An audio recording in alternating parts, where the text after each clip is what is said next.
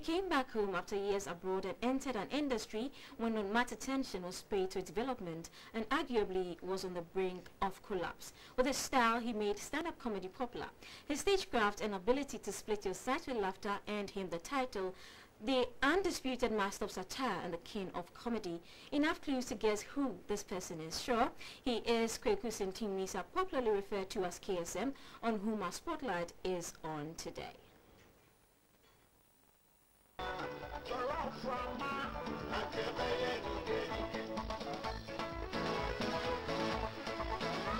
For many, comedy is a choice for good entertainment.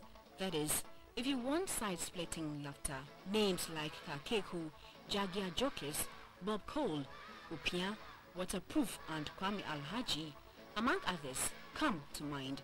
These were talented stand-up comedians whose rip-cracking jokes in the local language was an antidote to boredom. Many were those who wouldn't dream of missing their shows for anything. Unfortunately for these comedians, mostly tagged as concert people for their style of comedy, lack of support and other factors more or less conspired to keep them out of business. Others such as Fritz Baffle and Tommy Ananforsen also took stand-up comedy to another level with English as the medium. Their FNF show reignited stand-up comedy in Ghana as those who wanted to take it up as a profession or hobby also took to the stage. But after some time, that era also fizzled out. One man who was able to make stand-up comedy stand tall is Kwaku Sintim-Misa, popularly referred to as KSM.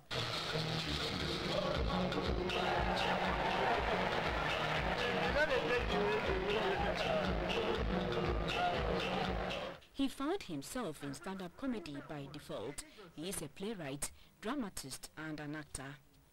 I just happened to have acted in a one-man show that was funny, and so Ghanaians called it stand-up comedy.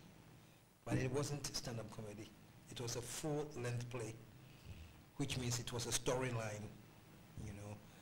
Comedy is just standing there and cracking jokes, one after the other. They don't have to be connected.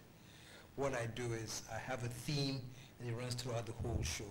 He has since then kept his audience glued with different episodes. Shows such as Ifiasirbo, in which he assumes the role of a four-time divorcee with a passion for provocative dressing, made him even more popular. Undoubtedly, KSM took stand-up comedy in English to a much higher and broader level, bringing a different form of relaxation to many homes. He organized more shows, which also drew large audiences. Even though he sometimes took the mickey out of public figures, personalities such as former President Rawlings never missed his shows. I take my time and develop a script. So I script it, and then I review it, putting myself in the place of the viewers or the audience. Okay? I have that ability to put myself in the place of the audience, and I can tell when I'm reading through this part, if you don't change it, the audience will be bored here. Great comedians, they say, are great thinkers. It takes deep thinking and analysis to find humor in very serious situations. Employing their talent, they are able to get a whole nation to laugh at itself. KSM has groomed lots of guys and featured some in his shows.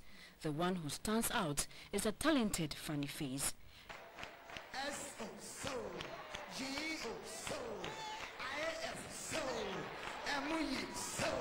Lately, we see very little of his shows.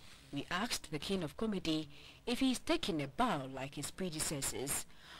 I just cut it down because I'm involved in so many other things, so I have let that affect my stage presence. I used to do 3 or 4 shows a year, yeah, and I cut it down to 2 or 3. Now it's just 1, you know, so that others can emerge, and then we can slowly fade into retirement, which will never happen. One development in English stand-up comedy in the country that is generating discussion is that it is gradually being taken over by Nigerians. They are now featured in almost every entertainment event in the country, including comedy. The question some asked is why Ghanaian comedians are ceding so much space to their Nigerian counterparts. Bulk of the solution rests with the comedians. You know, it is the comedians who must really impress to the extent that you cannot sidestep them. And I don't think that we have a crop of comedians who have done that yet. They are trying now, though.